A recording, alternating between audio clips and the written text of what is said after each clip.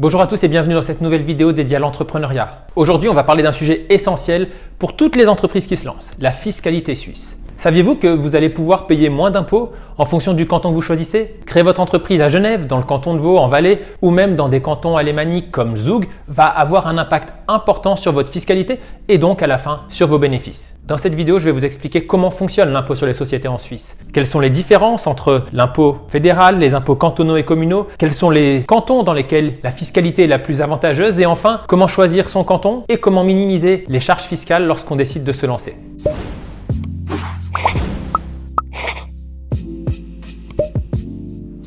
Alors déjà, il est important de comprendre le système fiscal suisse. Comment cela fonctionne? Il faut bien comprendre en Suisse qu'il y a deux percepteurs d'impôts différents. Il y a d'un côté la Confédération et de l'autre côté les cantons et les communes ensemble. La Confédération va prélever un impôt fédéral, l'impôt fédéral direct. On parle également de l'IFD. Ce taux d'imposition est le même pour tous les cantons en Suisse. Pour toutes les entreprises de type SARL ou SA en Suisse, il est de 8,5% sur les bénéfices de la société. Cela signifie que si votre société fait des bénéfices, elle paiera 8,5% d'impôt fédéral direct. Si elle ne fait pas de bénéfices, elle ne paiera pas d'impôt. À côté de cela, il y a les cantons et les communes. Les cantons et les communes vont prélever l'impôt cantonal et communal. Et c'est là qu'il y a une grande spécificité en Suisse. Chaque canton et chaque commune va pouvoir prélever un taux d'impôt qui lui est propre. Dès lors, vous comprenez très rapidement qu'il va y avoir des différences substantielles entre les différents cantons en Suisse. Certains cantons vont décider d'imposer de manière importante les entreprises, alors que d'autres vont être beaucoup plus avantageux pour les entreprises. Pour calculer le taux d'imposition dans un canton, il suffit d'additionner l'impôt fédéral direct avec l'impôt cantonal et communal prélevé dans le canton de la société. On arrive ainsi au taux d'imposition sur lequel sera taxée la société. Je vous donne un exemple. Si vous êtes dans le canton de Vaud, par exemple, vous allez avoir un taux d'imposition qui sera autour de 14%, alors que si vous décidez de créer votre société dans le canton de Zug, vous aurez un taux d'imposition autour de 11,85%.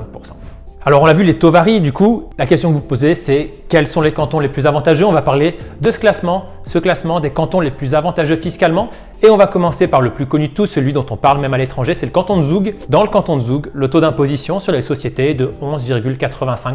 Derrière le canton de Zug, numéro 2, le canton de Nidwald, où le taux d'imposition va tourner autour de 12%. On est plus précisément à 11,97%. Alors vous allez me dire, où sont les cantons romans? Où sont les cantons suisses romans? Alors c'est relativement simple. Les taux d'imposition dans les cantons suisses romans sont plus élevés que les 11 à 12% dont je viens de vous parler.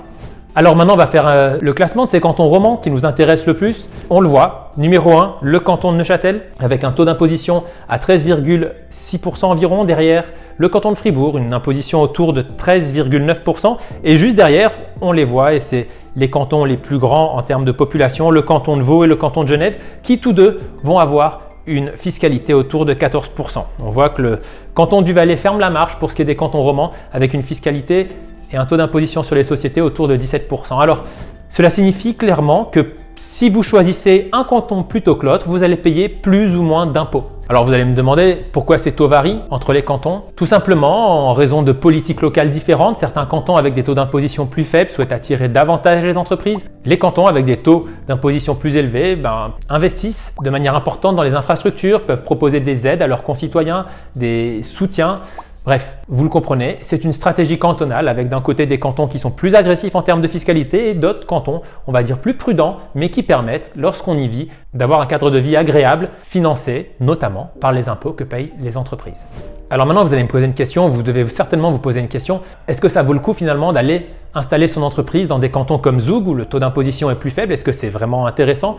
Et je vais vous répondre en toute transparence. Si vous souhaitez vous expatrier votre entreprise dans un canton comme Zug, il faut bien comprendre que le but ici, ça va être d'économiser des impôts.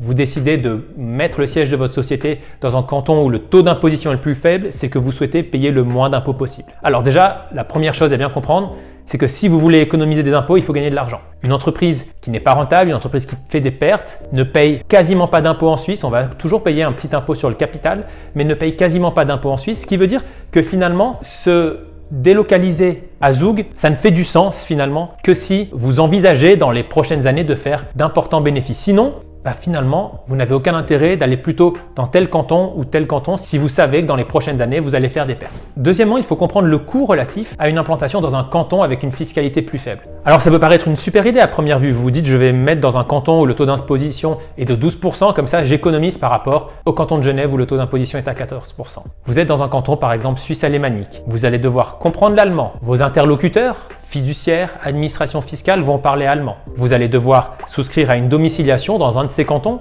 Vous allez également devoir payer des charges sociales dans ces cantons avec toute la difficulté que la barrière de la langue peut amener. Alors du coup, mon conseil, c'est qu'il est souvent plus intéressant d'être dans un canton comme Genève, comme le canton de Vaud, où la fiscalité est certes plus importante, mais où vous allez pouvoir avoir des interlocuteurs qui parlent la même langue que vous, qui vont pouvoir vous accompagner et surtout, vous allez pouvoir travailler avec des gens qui vous comprennent. Et dernier point, très important, en termes d'image. Alors, bien sûr que ça ne pose aucun problème que votre société soit domiciliée à Zoug plutôt qu'à Genève. Mais si demain, vos clients sont à Genève, vos fournisseurs sont à Genève, toute votre activité est à Genève, cela fait quand même très bizarre d'avoir une structure juridique qui est incorporée dans le canton de Zoug. D'autant plus que, in fine, il y a malgré tout des impôts à payer lorsque l'on travaille dans un canton. On parle de répartition intercantonale. Vous pouvez faire appel à nos experts comptables diplômés qui vous accompagneront dans toute cette compréhension de fiscalité intercantonale. Mais malgré tout, à la fin, vous allez quand même payer des impôts dans les cantons où vous avez une activité.